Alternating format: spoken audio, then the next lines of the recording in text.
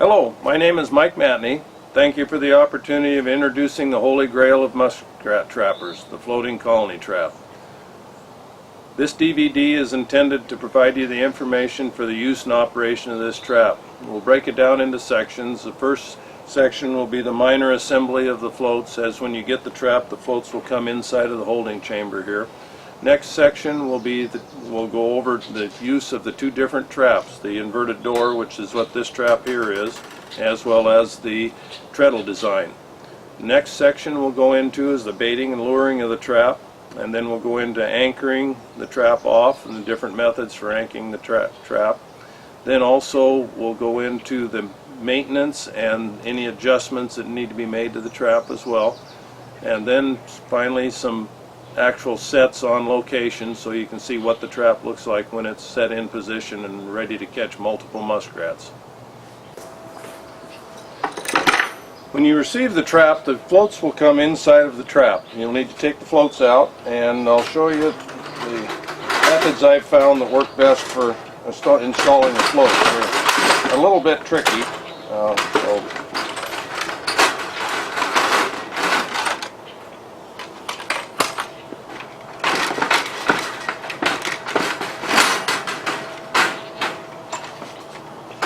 Okay, if you lay the trap down on its side and open this is the bait lid right here. If you lay it down on its side, the bolts will come in the location of where they're going, as well as the direction they need to be facing when you put the trap together. And we put them on a little bit snug into the nylock so that they don't vibrate out and end up losing the bolts, so you got to have a wrench to get them off. You'll need two 7/16 and a needle nose pliers, fairly long needle nose pliers, or also you can possibly use a crescent wrench on the back one. Anyway, grab your float. Now there is a right and a left to these. The cut seam will always go down, so, and then the hole in the back. So this would be the float for the other side.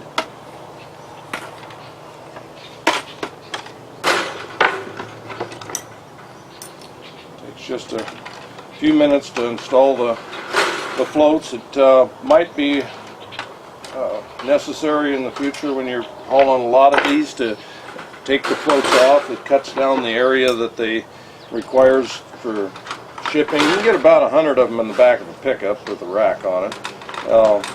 You know, if the floats are taken down and taken off, it takes a couple minutes to, once you get handy with it, just a couple minutes to put them. Okay, set your float on top of the trap here like this, and then you're going to grab your bolt with the needle nose pliers here, and right in the top of the bait compartment.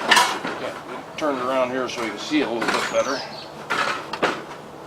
Okay, so you're going to have your nut here handy, so you're going to be able to grab it in just a minute.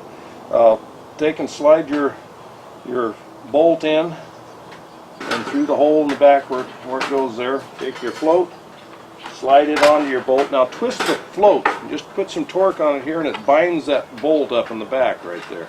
You're not going to tighten now, all you do is get the nut on it.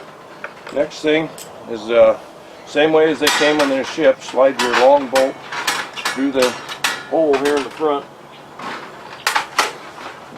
Washer on top. Okay.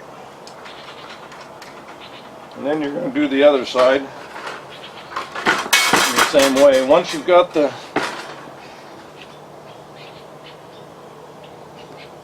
we're going to put all the bolts in loose to start with, then we'll tighten them up later.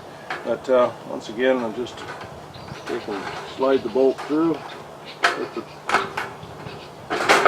twist the float a little bit, put a nut on there. Okay.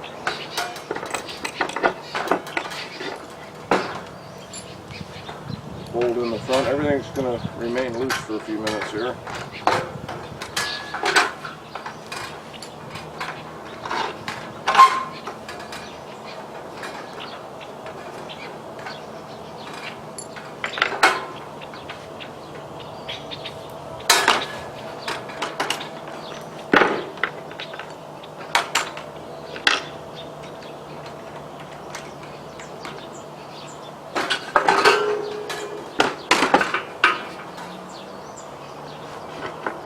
Okay, with your as long a wrench as you can find, you can get right back and get on the head of the nut there, or the bolt rather.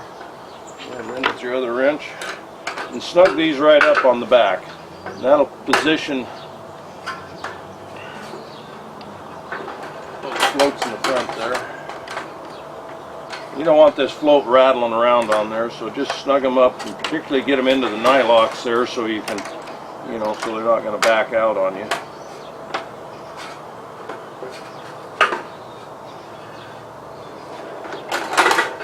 Okay.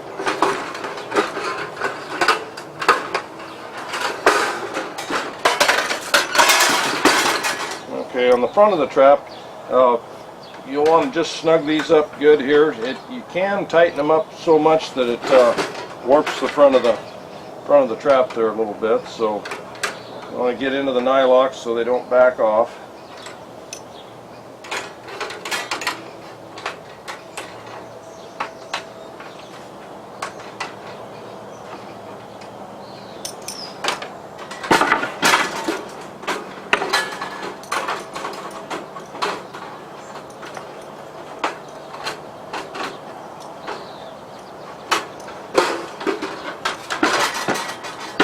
Okay, this is the Treadle Design right here, and that's how the assembly goes for that.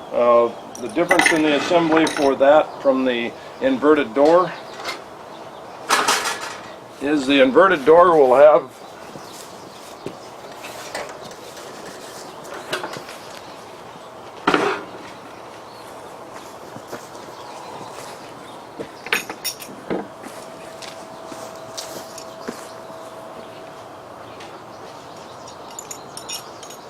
the inverted door floats are assembled the same way as the Treadle Design. The only difference on this is it will come with the counterbalances for the inverted door. They will come taped to one of the floats, and you simply screw the counterbalances for the door in. Once you've got the floats on, test your mechanism to make sure it's free and operational. It should be just completely free. Muskrat bumps the bump bar, releases. Muskrat goes in. Once he's in, when he returns, then the door is latched on him there. So that's the assembly of the inverted door trap.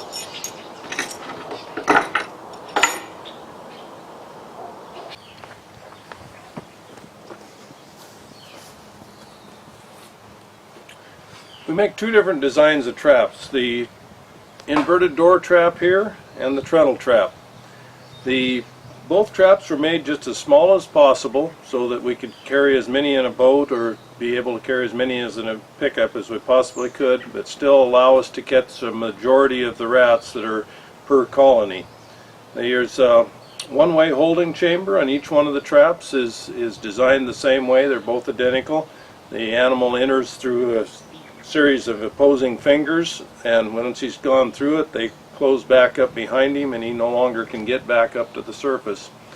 Both traps, the animals end up in both ends of the trap, keeping the center open for repeating catch muskrats.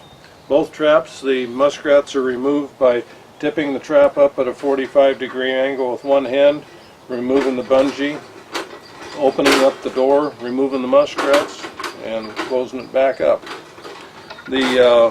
Both traps require 12 inches of water.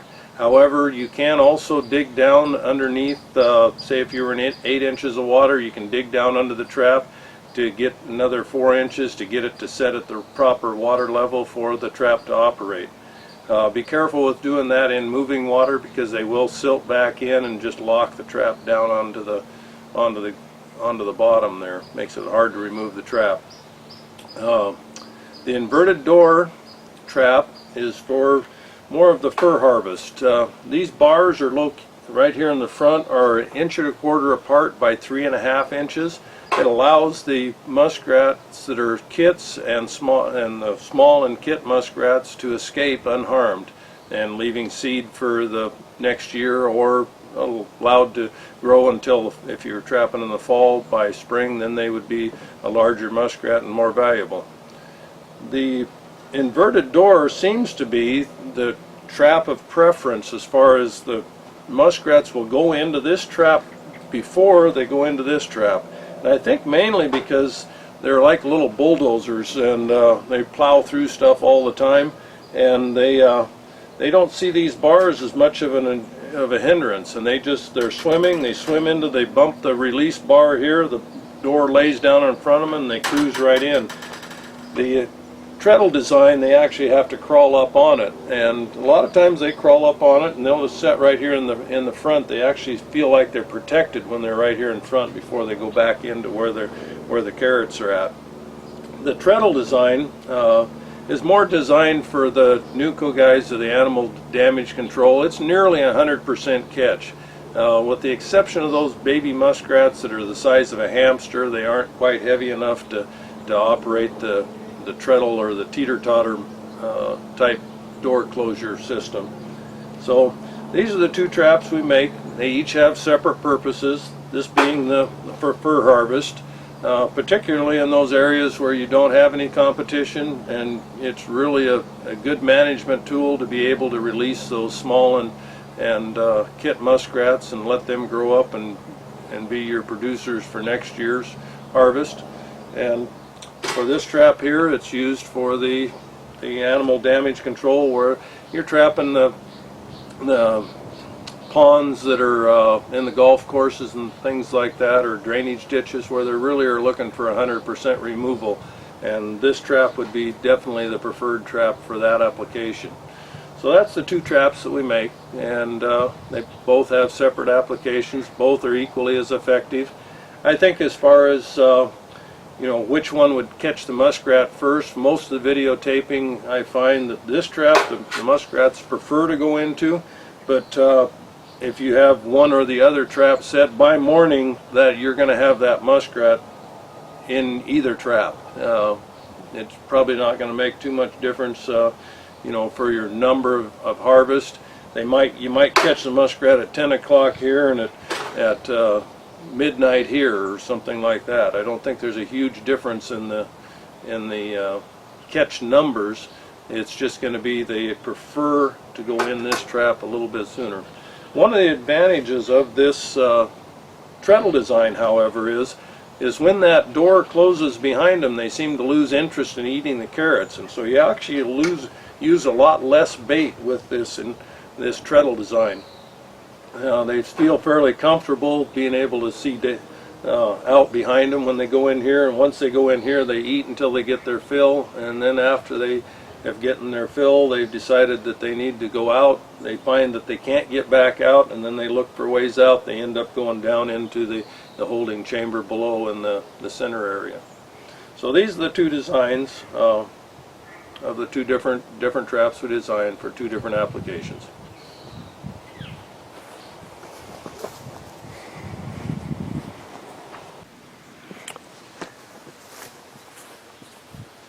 Well, we'll talk a little bit about baiting and luring the trap now. The trap right back in this back area back here has got a part for right in this area right in here. We'll want to fill that up with carrots there. Those will be areas where it's really hard for the muskrats to get all the carrot out of that back portion there, and it'll keep your bait a little bit longer, allow you to catch a lot more muskrats that way. There's a center area right here where you'll stuff some carrots down so they can visually see the carrots looking into the trap, see that that's what they want to get. There's a little bit of a gap around the edge. These muskrats normally circle the trap until they find a way in, which is right here towards the front, and they go in that way. So that takes a pretty good handful of carrots to bait these. Back here a little bit. So the thing I like about carrots is the beaver really don't care for them much, and so the ducks don't seem to care for them much. So we'll break off these smaller pieces and drop down there. Make sure the stuff you put back here in the back is fairly small, because when you're done with set this trap, you want to take and shake those carrots out if you're done using it. And we'll slide about 4 to 6 carrots right down in this front area here. And if the carrots are too big around for going down in there, so you can break it off so you got a chunk that'll slide down in there. And then this other piece here that you got left over, you can take a knife and cut it into slices, and that'll give you a little bit extra odor coming off of the trap there as well too. And we'll just drop these in the back compartment back here. We pretty much want to fill that up back there. Once again, these little ends you can stick in there and slide your carrots down in there. This bait lid has got about 1.5 inch gap here, so that it only can stick up about 1.5 inches. Otherwise your bait cover won't go down.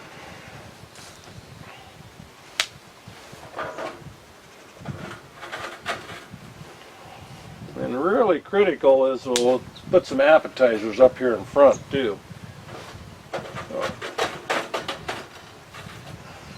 So that's where pretty much baited there.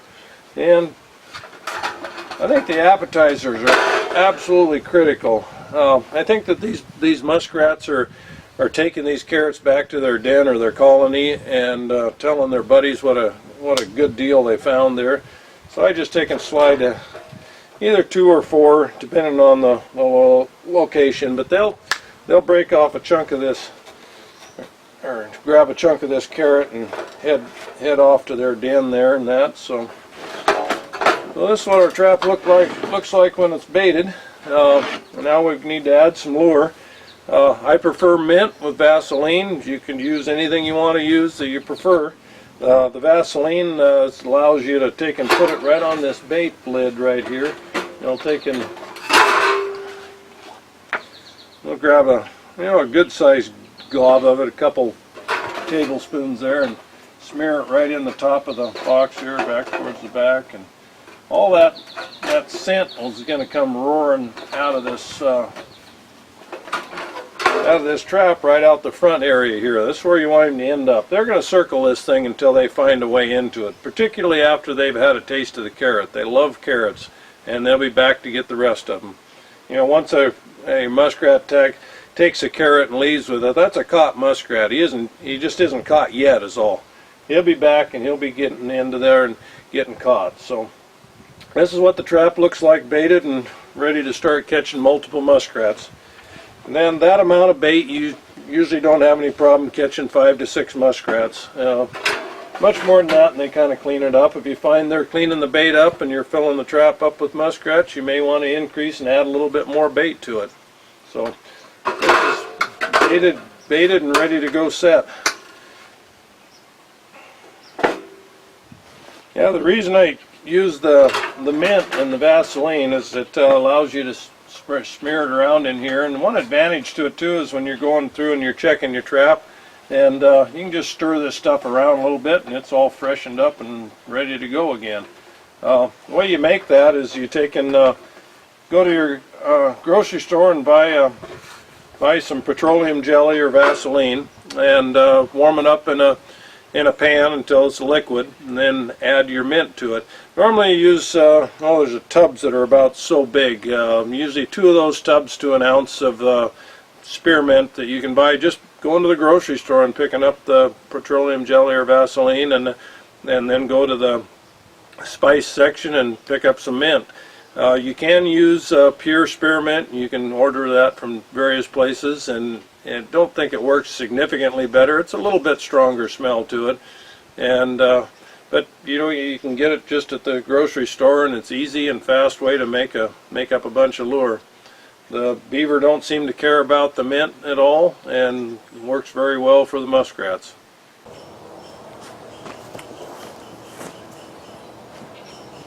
Okay, in anchoring the trap, best way I've found is to run a wire through the back side of the trap here. And when you peel off your wire, make sure you're running enough wire so that when you come up to your trap, you can pick the trap up by the handle and have enough room to not have to unwire it to take your muskrats out. So we're just going to take a regular form wire and run it through the back of the trap all the way across the back. I think that gives it the most strength. Just wrap it a few times there.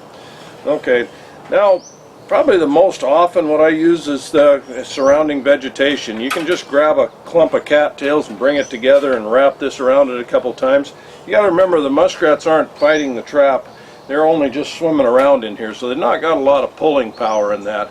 However, keep in mind as you start getting 4, 5, 6 muskrats in this trap and you're in moving water, there's a lot of resistance with these muskrats that are down in this lower chamber here. So when you're in moving water, you've got to have pretty substantial place to tie off to. But usually a clump of cattails brought together, or a clump of bulrush brought together and wrapped the wire around it a couple times and wire it off seems to work just fine, and haven't had any problem with that whatsoever. You will run across these locations that are absolutely ideal, and you want to set a trap there. You've got nothing that's existing to tie off to. These they're called easy stakes. They've been around for years and years. I don't know, that's probably better than a dozen stakes right there in your hand, just like that. Most of the trap supply places will have these easy stakes. They're just a wonderful deal. I've used them for years and years. And the way these work is you take one of your stakes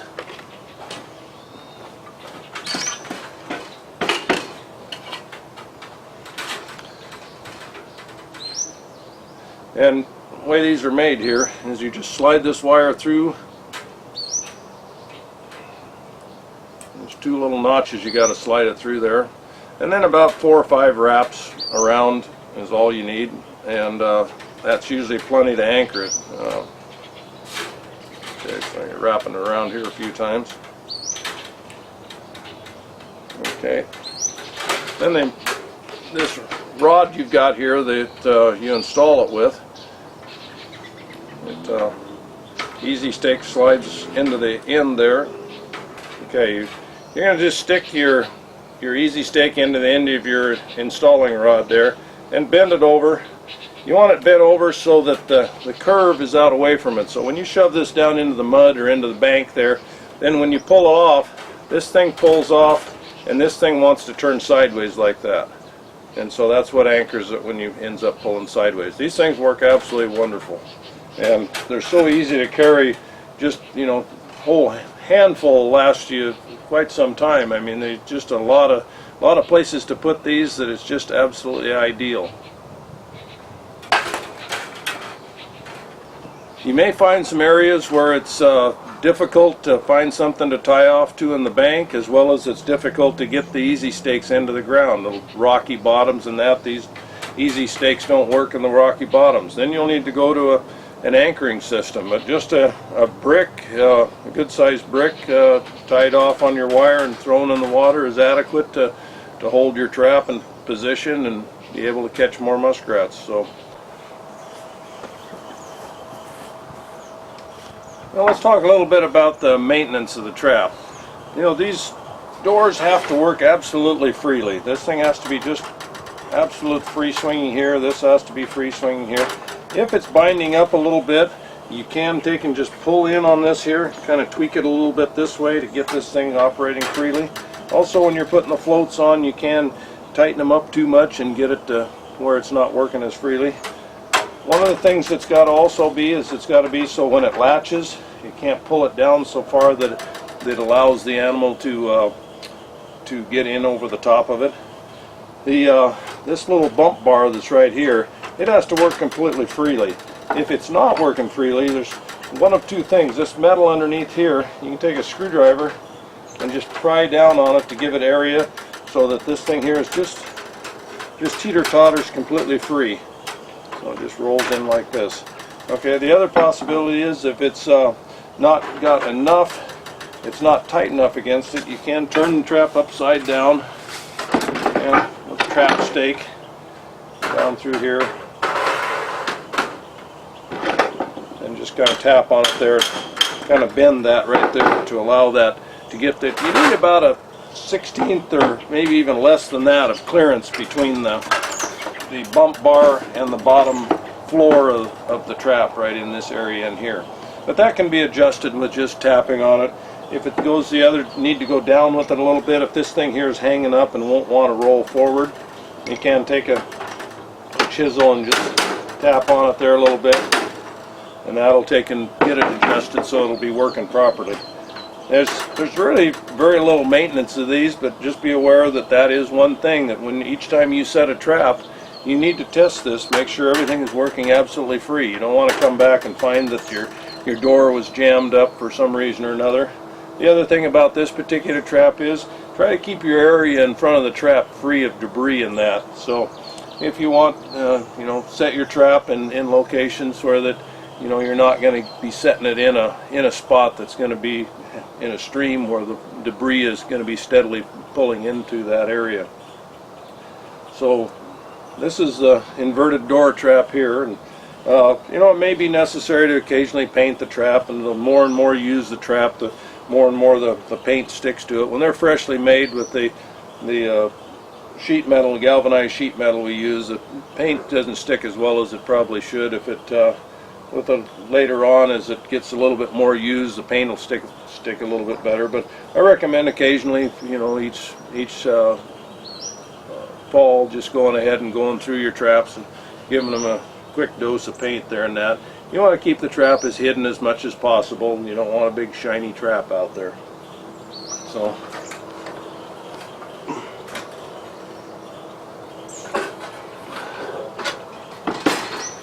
this is the Treadle Design trap here. It's really low maintenance. You want to take and make sure that everything is pivoting properly here. Each time you set a trap, you know, kind of test it out, make sure everything's working. One thing that's unique about this trap is when the animal dives down underneath, when the door shuts behind him, when the animal dives down in behind underneath, what that does is it brings a counterweight up and triggers the trap and resets it. And so if you fiddle around with the trap here a little bit and look at it and play with it a little bit, you'll see how everything operates on it. If the animal enters, his weight drops the door, closes the door behind him. When he dives down underneath, it resets the trap. You'll occasionally want to paint these traps as well too. Same thing as the other traps. You need to maintain, just like regular foothold traps. You've got some maintenance each fall to either dye it or spray paint it.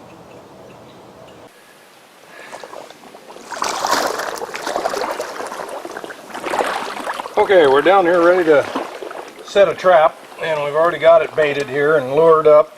And you got to remember, there's basically 3 places you're going to be setting these. You got toilets, feed beds, and travel ways. There's a bunch of rat droppings on this right up here, so you got a pretty good toilet going here. You want to be as tight into those things as you can. The tighter you're on into those locations, the quicker you're going to catch your rats. We're going to take and this is already baited, so this little bump bar right here, really critical that that's at water level or just under water level, and not much more than a ½ inch, maybe 3/4 of an inch under is about as much as you want that on water. When that muskrat's swimming in the water, he bumps that with his chest, and down goes the door, in he goes. And these weights on this too, another good point is these are adjustable as well too. So you can screw those out if you want more weight, and then there's a lock nut on it, so you can lock that nut on there so that these won't vibrate out.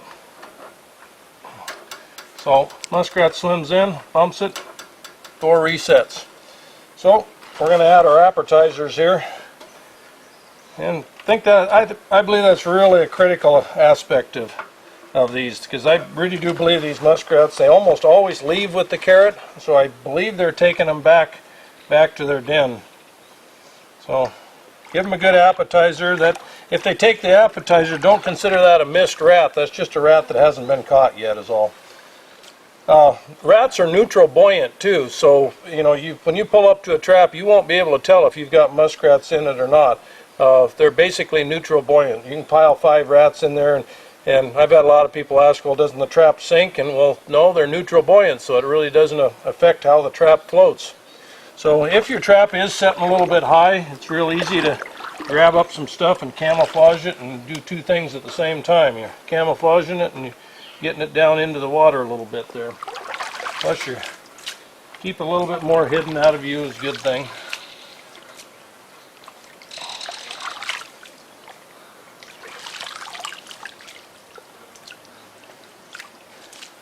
So if you're on location, this should be good for 4 or 5 muskrats. Should catch the majority of the colony with this trap in just a couple days. So I don't know whether you may want to go with a 2-day check or just a 1-day check. But if you're on location, they pile in there pretty quick. So this is the inverted door trap. Bump bar is just slightly underwater. Muskrat goes in, door goes back up, caught muskrat. They vary at how long it takes them before they dive down into the lower chamber, but it's anywhere from 5 minutes to an hour is what I've got on my videotapes. So anyway, that's that one, and I'll set you up one with the treadle here and give you an idea what it looks like.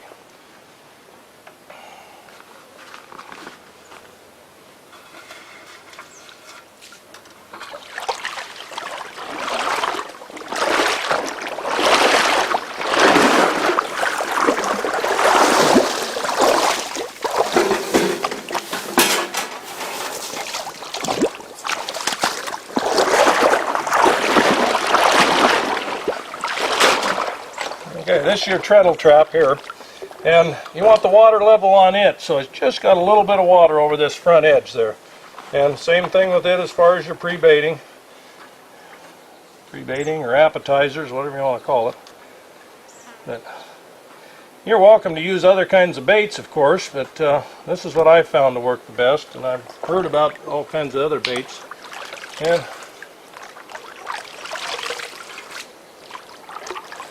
each one of these traps will have a serial number on it too, so that so at least you've got some security in that if somebody takes your trap, you can identify it as yours. You'll get a bill of sale with it with the serial number on the trap. But so that's what your treadle trap's going to need to look like. And I'm sorry we don't have a lot of footage on location, but I'm just plain running out of time on my videotape and still contain it within one hour video. So anyway, I appreciate the opportunity to show you what we've got here, and I hope you enjoy it, and hopefully you'll be able to report back some good trapping stories as well too, and be able to utilize this in your trap line. Thank you very much for this opportunity. Happy trapping.